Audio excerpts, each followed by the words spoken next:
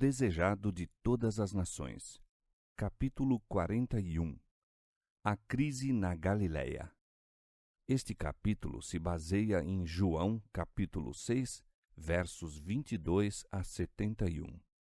Quando Cristo proibiu o povo de o proclamar rei, reconheceu haver chegado a um ponto decisivo em sua história. Multidões que hoje o desejavam exaltar ao trono, dele se desviariam amanhã. A decepção de suas ambições egoístas transformar-lhes-ia o amor em ódio e os louvores em maldições. Sabendo isso, embora, nenhuma medida tomou para evitar a crise. Desde o princípio não acenara a seus seguidores com nenhuma esperança de recompensas terrestres.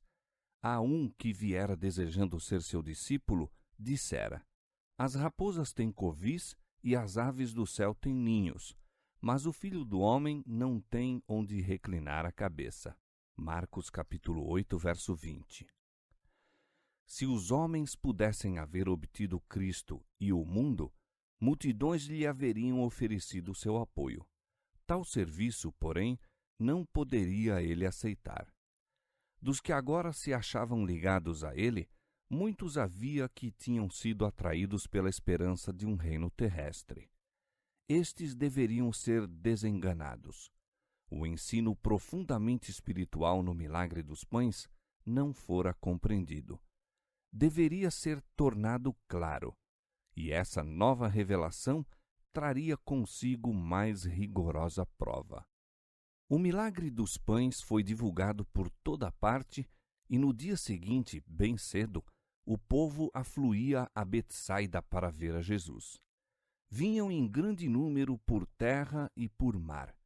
Os que o deixaram na noite anterior voltavam esperando encontrá-lo ainda ali, pois não houvera nenhum barco em que tivesse podido atravessar para o outro lado.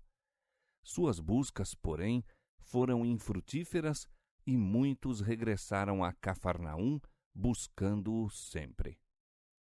Entretanto, chegara ele a Genezaré após um dia de ausência. Logo que se soube de sua chegada, correndo toda a terra em redor, começaram a trazer em leitos, aonde quer que sabiam que ele estava, os que se achavam enfermos. Marcos 6, 55. Algum tempo depois foi ele à sinagoga, e aí o acharam os que vieram de Betsaida. Ouviram dos discípulos como atravessara o mar, a fúria da tempestade, as muitas horas de infrutíferos esforços remando contra ventos adversos, o aparecimento de Cristo andando sobre as águas, os temores despertados, suas palavras de tranquilização, a aventura de Pedro e as consequências da mesma, bem como a súbita cessação da tempestade e o aportar do barco, tudo foi fielmente narrado à maravilhada multidão. Não contentes com isso, muitos ainda se reuniram em torno de Jesus, indagando: Rabi, quando chegaste aqui? Esperavam receber de seus próprios lábios uma segunda narração do milagre. Jesus não lhes satisfez a curiosidade. Disse tristemente: Na verdade vos digo que me buscais não pelos sinais que vistes, mas porque comeste do pão e vos saciastes. Não o buscavam por nenhum motivo digno, mas, como foram alimentados com os pães, esperavam receber ainda bênçãos temporais unindo-se a ele. O Senhor lhes ordenou: Trabalhai não pela comida que perece, mas pela comida que permanece para a vida eterna. Não busqueis meramente benefícios materiais. Não seja vosso primeiro esforço o prover o necessário à vida atual, mas buscai o alimento espiritual, isto é, a sabedoria que permanece para a vida eterna. Isso apenas o Filho de Deus pode dar, porque a este o Pai, Deus, o selou. Por um momento despertou-se o interesse dos ouvintes. Exclamaram: Que faremos para executarmos as obras de Deus? Tinham estado a realizar muitas e enfadonhas obras a fim de se recomendar perante Deus. e estavam prontos a ouvir qualquer nova observância pela qual pudessem obter mais mérito. Sua pergunta significativa, que faremos para merecer o céu? Qual o preço que nos é exigido para alcançar a vida por vir? Jesus respondeu e disse-lhes: A obra de Deus é esta, que creiais naquele que ele enviou. O preço do céu é Jesus. O caminho para o céu é a fé no Cordeiro de Deus que tira o pecado do mundo. João 1:29. Mas o povo não queria receber esta declaração de divina verdade. Jesus fizera a própria obra que a profecia predissera que o Messias havia de fazer, mas eles não testemunharam o que suas esperanças egoístas imaginaram como a sua obra. Cristo, na verdade, alimentara um dia a multidão com os pães de cevada. Nos dias de Moisés, porém, Israel fora por 40 anos sustentado com maná, e do Messias muito maiores eram as bênçãos esperadas.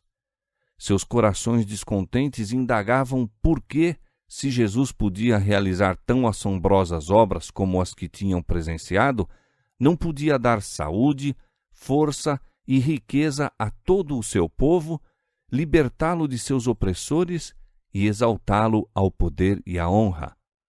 O fato de ele pretender ser o enviado de Deus e todavia recusar ser rei de Israel era um mistério que não podiam penetrar. Sua recusa foi mal interpretada.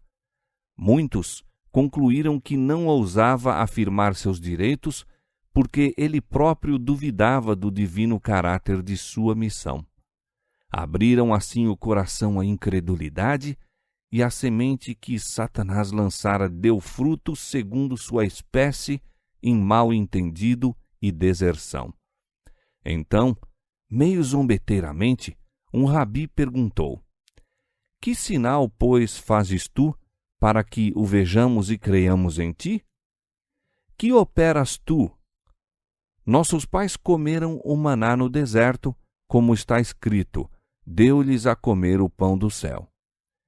Os judeus honravam a Moisés como o doador do maná, rendendo louvor ao instrumento e perdendo de vista aquele por quem a obra fora operada. Seus pais tinham murmurado contra Moisés e posto em dúvida e negado sua missão divina. Agora, no mesmo espírito, os filhos rejeitaram aquele que lhes apresentava a mensagem de Deus. Na verdade vos digo: Moisés não vos deu o pão do céu, mas meu Pai vos dá o verdadeiro pão do céu. O doador do maná ali estava entre eles. Fora o próprio Cristo que conduzira os hebreus através do deserto e os alimentara diariamente com o pão do céu. Esse alimento era uma figura do verdadeiro pão do céu. O Espírito insuflador de vida, manando da infinita plenitude de Deus, eis o verdadeiro maná. Jesus disse: O pão de Deus é aquele que desce do céu e dá vida ao mundo. Pensando ainda que era a comida temporal que Jesus se referia, alguns dos ouvintes exclamaram: Senhor, dá-nos sempre desse pão. Jesus falou então abertamente: Eu sou o pão da vida. A figura empregada por Cristo era familiar aos judeus. Moisés, por inspiração do Espírito Santo, dissera: O homem não viverá só de pão, mas de tudo que sai da boca do Senhor. E o profeta Jeremias escrevera: Achando-se as tuas palavras, logo as comi, e a tua palavra foi para mim o gozo do meu coração. Deuteronômio 8:3 e Jeremias 15:16. Os próprios rabinos costumavam dizer que o comer do pão, em seu sentido espiritual, era o estudo da lei e a prática das boas obras. E dizia-se muitas vezes que, na vinda do Messias, todo Israel seria alimentado. O ensino dos profetas tornava clara a profunda lição espiritual no milagre dos pães. Essa lição estava Cristo procurando patentear aos seus ouvintes na sinagoga. Houvessem entendido as Escrituras e teriam compreendido suas palavras quando disse: Eu sou o pão da vida. Apenas na véspera, a grande multidão, faminta e cansada, se alimentara do pão por ele dado. Como daquele pão tinham recebido força física e refrigério, assim poderiam receber de Cristo vigor espiritual para a vida eterna. Aquele que vem a mim não terá fome, e quem crê em mim nunca terá sede. Mas acrescentou: Vós me vistes e contudo não credes. Tinham visto Cristo pelo testemunho do Espírito Santo, pela revelação de Deus à sua alma. As vivas evidências de seu poder estiveram perante eles dia após dia, mas pediam ainda outro sinal. Houvesse este sido dado, e permaneceriam tão incrédulos como antes. Se não se convenciam pelo que tinham visto e ouvido, inútil seria mandar-lhes mais obras maravilhosas. A incredulidade encontrará sempre desculpa para a dúvida e raciocinará negativamente sobre a mais positiva prova. Novamente apelou Cristo para aqueles corações obstinados. O que vem a mim, de maneira nenhuma o lançarei fora. Todo aquele que o recebesse com fé, disse ele, havia de ter a vida eterna. Nenhum se podia perder. Não havia necessidade de os fariseus e os saduceus discutirem quanto à vida futura. Não mais precisariam os homens prantear, em desesperado desgosto, a morte dos queridos. E a vontade daquele que me enviou é esta: que todo aquele que vê o Filho e crê nele tenha a vida eterna, e eu o ressuscitarei no último dia. Mas os guias do povo se ofenderam e diziam: Não é este Jesus, o filho de José, cujo pai e mãe nós conhecemos? Como, pois, diz ele, desci do céu? Procuravam suscitar preconceito, referindo-se escarnecedoramente à humilde origem de Jesus. Com desdém, aludiam à sua vida como operário galileu e à sua família como sendo pobre e humilde. As pretensões desse iletrado carpinteiro, diziam, eram indignas de atenção, e em razão de seu misterioso nascimento, insinuavam que era de duvidosa paternidade, apresentando assim as circunstâncias humanas desse nascimento como uma mancha em sua história.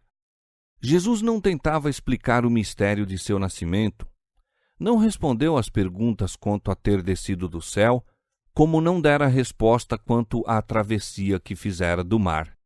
Não chamava a atenção para os milagres que lhe assinalavam a vida.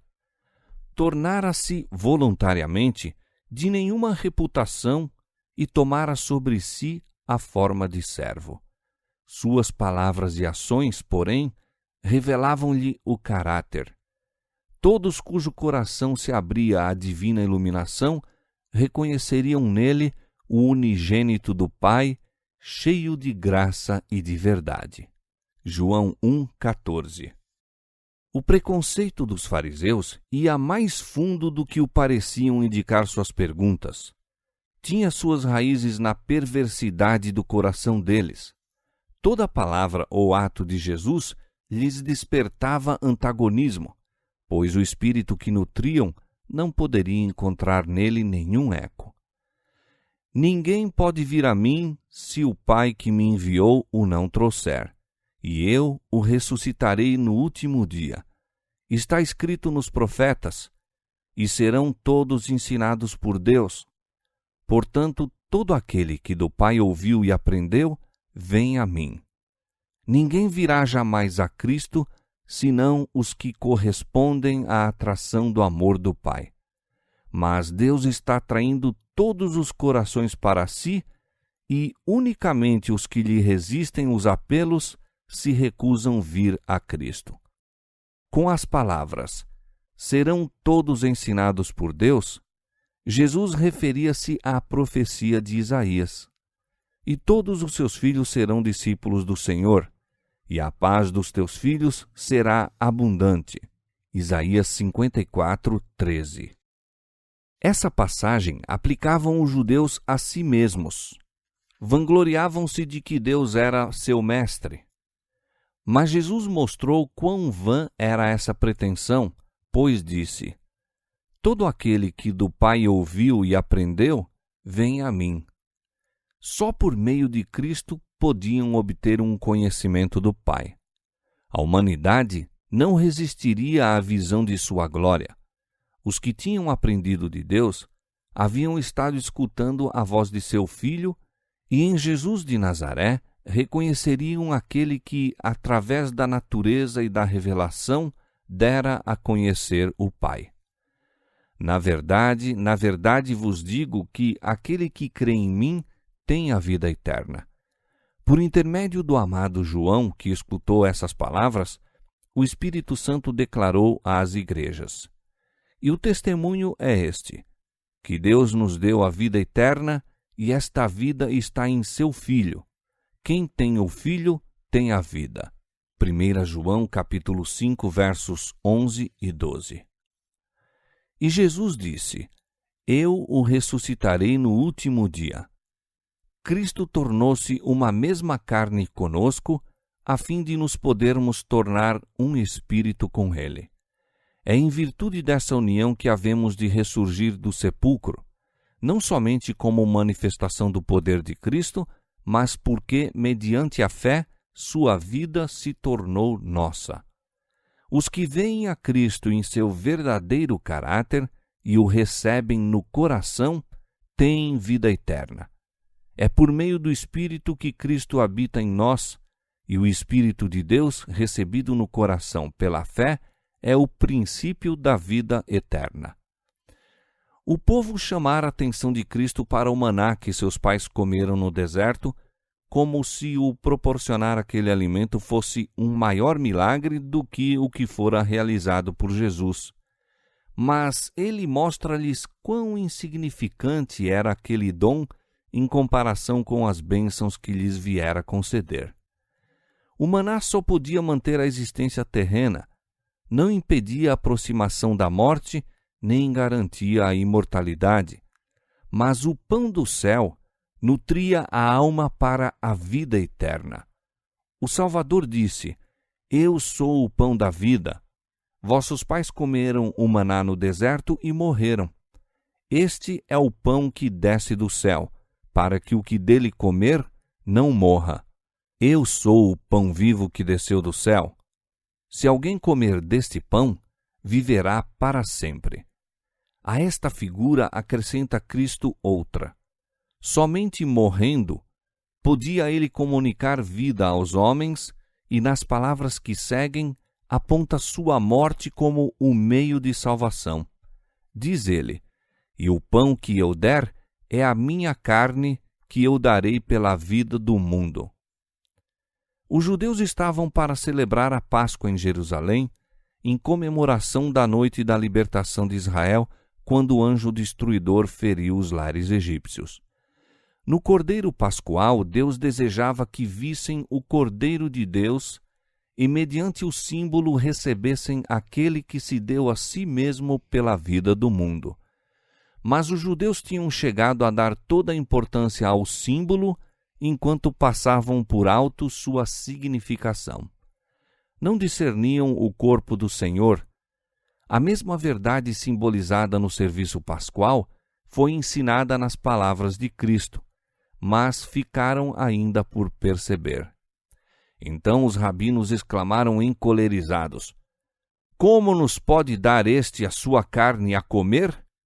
Fingiram compreender-lhe as palavras no mesmo sentido literal que lhes dera. Nicodemos, quando perguntara: como pode um homem nascer sendo velho? João capítulo 3, verso 4. Compreendiam até certo ponto o que Jesus queria dizer, mas não estavam dispostos a reconhecê-lo. Torcendo-lhe as palavras, esperavam indispor o povo contra ele. Cristo não suavizou sua simbólica representação.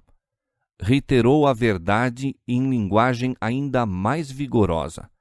Na verdade vos digo que, se não comerdes a carne do Filho do Homem e não beberdes o seu sangue, não tereis vida em vós mesmos.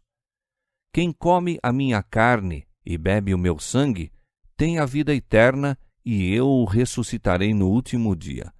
Porque a minha carne verdadeiramente é comida e o meu sangue verdadeiramente é bebida. Quem come a minha carne e bebe o meu sangue permanece em mim e eu nele. Comer a carne e beber o sangue de Cristo é recebê-lo como Salvador pessoal, crendo que Ele perdoa nossos pecados e nele estamos completos.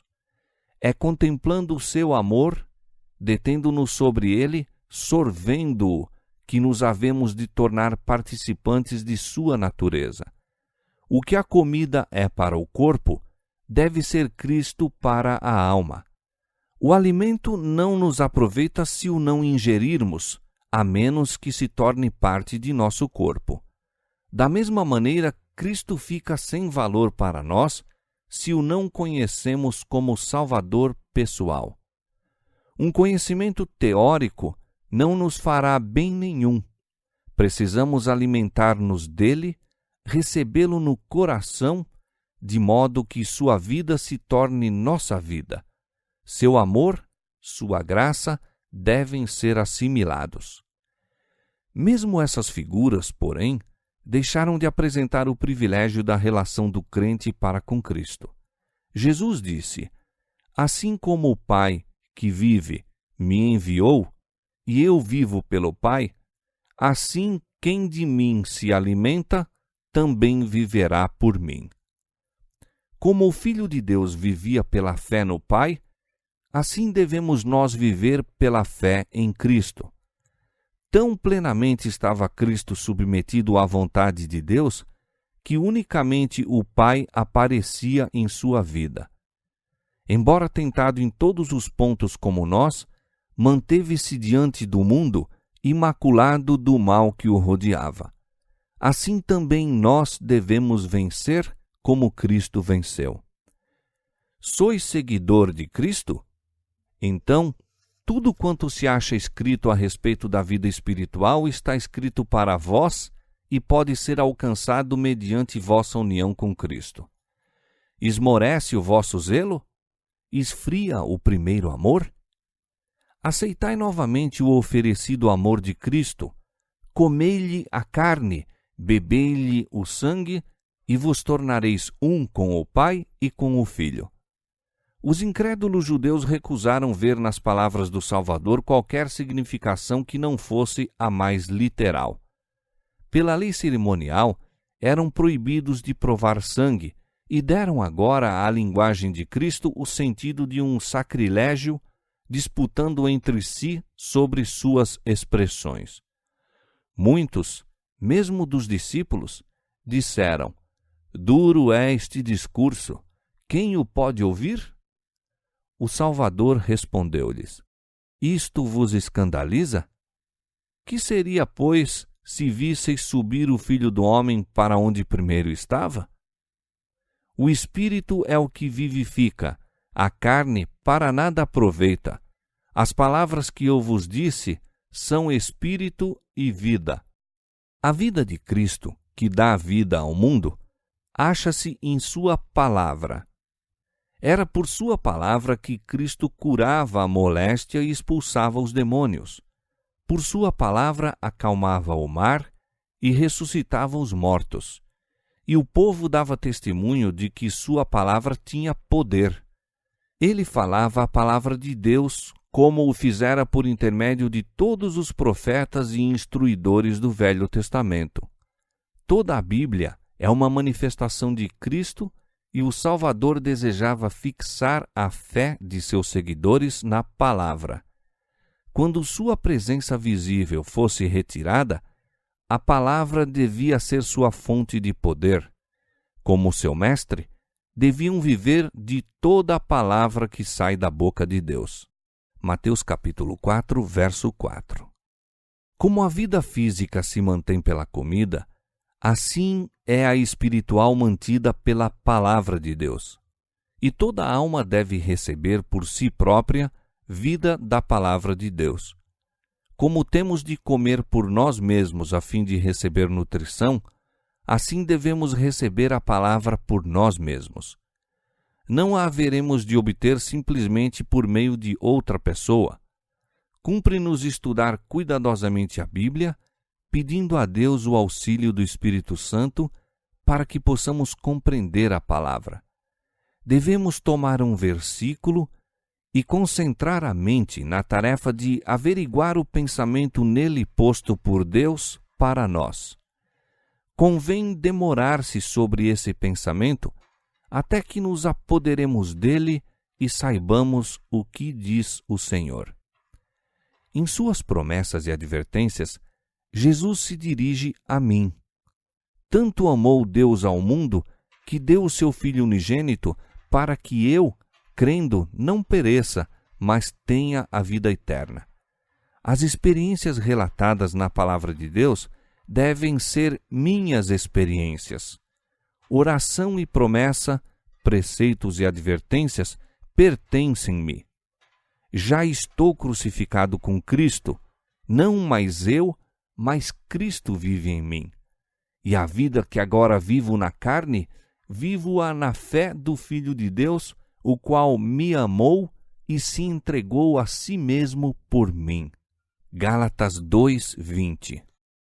À medida que a fé assim recebe e assimila os princípios da verdade, tornam-se eles parte do próprio ser e a força motriz da vida. A palavra de Deus, recebida na alma, molda os pensamentos e entra no desenvolvimento do caráter. Olhando sempre a Jesus com os olhos da fé, seremos fortalecidos. Deus fará as mais preciosas revelações a seu povo faminto e sequioso. Verificarão que Cristo é um Salvador pessoal. Ao alimentarem-se de sua palavra, acharão que ela é espírito e vida.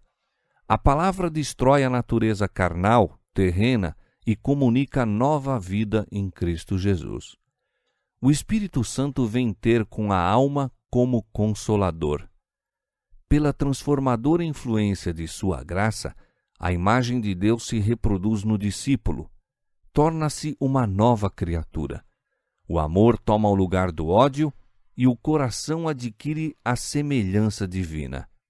É isto que significa viver de toda a palavra que sai da boca de Deus. Isto é comer o pão que desce do céu. Cristo declara uma sagrada e eterna verdade com respeito às relações entre ele e seus seguidores. Conhecia o caráter dos que se diziam seus discípulos e suas palavras provavam-lhes a fé. Declarou que deviam crer e agir segundo seus ensinos. Todos quantos o recebessem haviam de participar de sua natureza e ser amoldados ao caráter dele. Isso envolvia a renúncia de suas acariciadas ambições. Exigia completa entrega de si mesmos a Jesus. Eram chamados ao sacrifício, à mansidão e humildade de coração. Deviam andar na estreita vereda trilhada pelo homem do Calvário, se queriam compartilhar do dom da vida e da glória do céu. A prova era demasiado grande. Arrefeceu o entusiasmo dos que o tinham querido arrebatar para fazer rei. Este discurso na sinagoga, diziam, abrira-lhe os olhos. Agora estavam desenganados. Em seu espírito, as palavras dele eram uma positiva confissão de que não era o Messias e nenhuma recompensa terrestre poderia provir de se unirem a ele. Haviam saudado o poder que possuía de operar milagres. Estavam ansiosos de ser libertados de doenças e sofrimentos, mas não se poderiam, porém, coadunar com a sua vida de abnegação. Não se importavam com o misterioso reino espiritual de que falava. O insincero, o egoísta que o tinha buscado, não mais o desejou. Se não consagrava seu poder e influência a obter sua libertação dos romanos, não queriam ter nada com ele. Jesus lhes disse francamente: há alguns de vós que não creem, acrescentando: por isso eu vos disse que ninguém pode vir a mim se por meu Pai lhe não for concedido. Desejava fazê-los compreender que, se não eram atraídos para ele, era porque seu coração não estava aberto ao Espírito Santo. O homem natural não compreende as coisas do Espírito de Deus porque lhe parecem loucura, e não pode entendê-las porque elas se discernem espiritualmente. 1 Coríntios capítulo 2, verso 14. É pela fé que a alma contempla a glória de Jesus. Esta glória está oculta até que, por meio do Espírito Santo, a fé é ateada na alma. Em vista da pública reprovação de sua incredulidade, esses discípulos ficaram ainda mais alienados de Jesus. Sentiram-se grandemente desgostosos e, desejando ferir o Salvador e agradar a malevolência dos fariseus, voltaram-lhe as costas, deixando-o desdenhosamente. Tinham feito sua escolha. Tomaram a forma sem o espírito, o invólucro sem o grão. Sua decisão nunca mais foi revogada, pois não mais andaram com Jesus. Em sua mão tem a pá, e limpará a sua eira, e recolherá no celeiro o seu trigo. Mateus capítulo 3, verso 12. Este foi um dos períodos de expurgação. Pelas palavras da verdade, estava a palha sendo separada do trigo. Como eles fossem demasiado vãos e justos aos próprios olhos para receber reprovação, demasiado amantes do mundo para aceitar uma vida de humilhação, muitos se desviaram de Jesus. Muitos estão ainda a fazer o mesmo. Almas são hoje provadas como foram aqueles discípulos na sinagoga de Cafarnaum. Quando a verdade impressiona o coração, veem que sua vida não se acha em harmonia com a vontade divina. Veem a necessidade de inteira mudança em si mesmos. Não estão, porém, dispostos a compreender a obra de renúncia. Zangam-se, portanto, quando são descobertos os seus pecados. Retiram-se ofendidos, da mesma maneira que os discípulos de Jesus se afastaram, murmurando: duro é este discurso, quem o pode ouvir? O louvor e a lisonja lhes seriam agradável ao ouvido. A verdade, porém, é mal recebida, não a podem ouvir. Quando as turbas seguem e as multidões são alimentadas, e se ouvem os gritos de triunfo, sua voz eleva-se em louvor. Mas quando o Espírito de Deus lhes revela o pecado e os convida a deixá-lo, volvem as costas à verdade e não mais andam com Jesus. Ao desviarem-se de Cristo aqueles discípulos descontentes, espírito diverso deles se apoderou. Não podiam ver nada de atraente naquele que antes tanto lhes interessava. Procuraram os seus inimigos, pois estavam em harmonia com o espírito e obra deles. Interpretaram mal suas palavras, falsificaram-lhe as declarações e impugnaram-lhe os motivos. Apoiavam a própria atitude, aproveitando tudo o que pudesse ser voltado contra ele.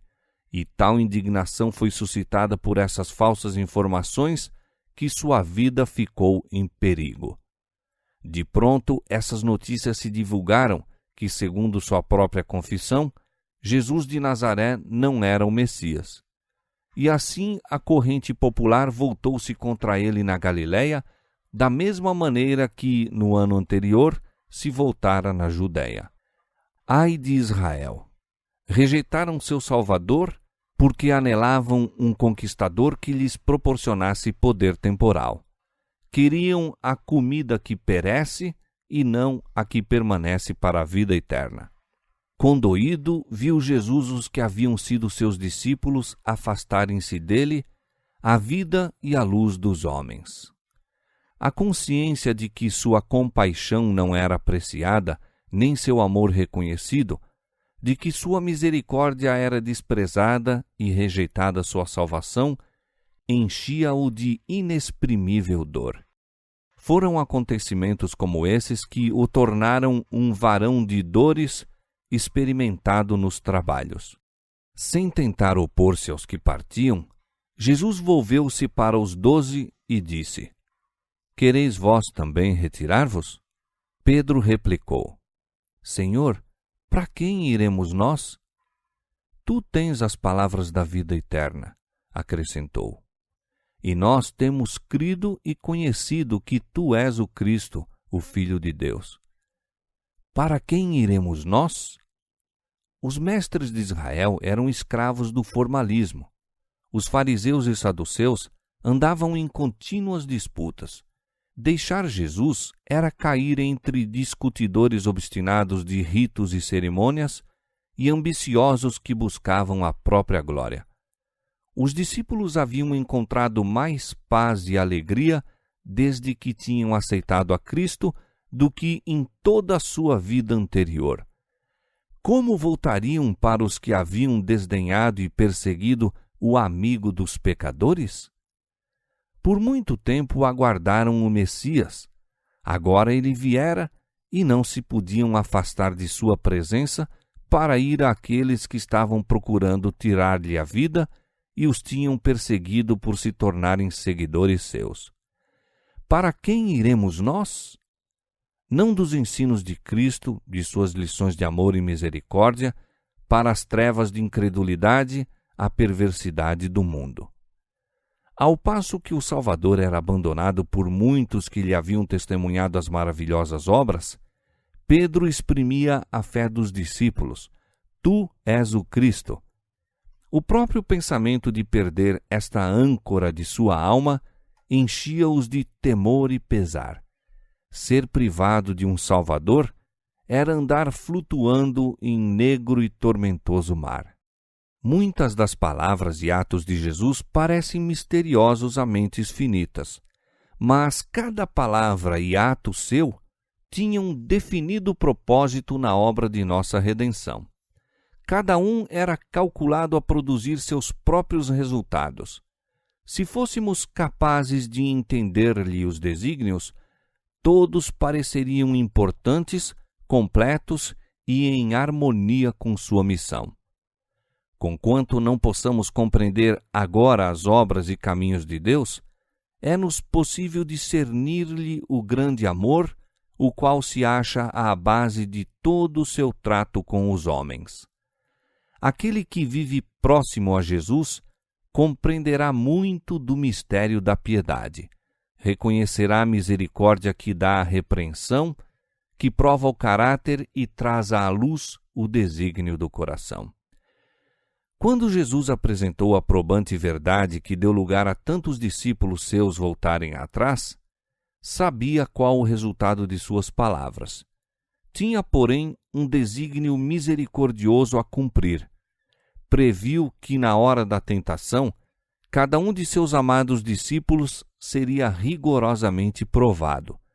Sua agonia no Getsêmani, seu traimento e crucifixão, seriam para eles transes por demais probantes. Se não houvessem sido anteriormente provados, muitos que eram atuados por motivos meramente egoístas estariam ligados com eles.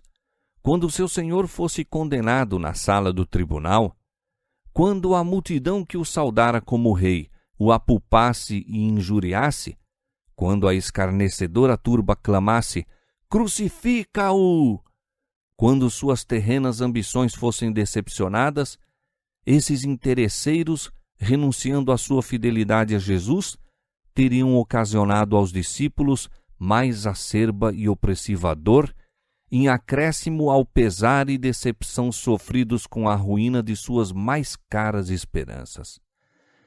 Naquela hora de trevas, o exemplo dos que dele se desviassem poderia arrastar a outros com eles. Mas Jesus provocou essa crise quando, pela sua presença, ainda poderia fortalecer a fé de seus verdadeiros seguidores. Compassivo Redentor, que, reconhecendo plenamente a condenação que o aguardava, aplainava eternamente o caminho aos discípulos, preparando-os para a prova de sua vida e fortalecendo-os para a provação final.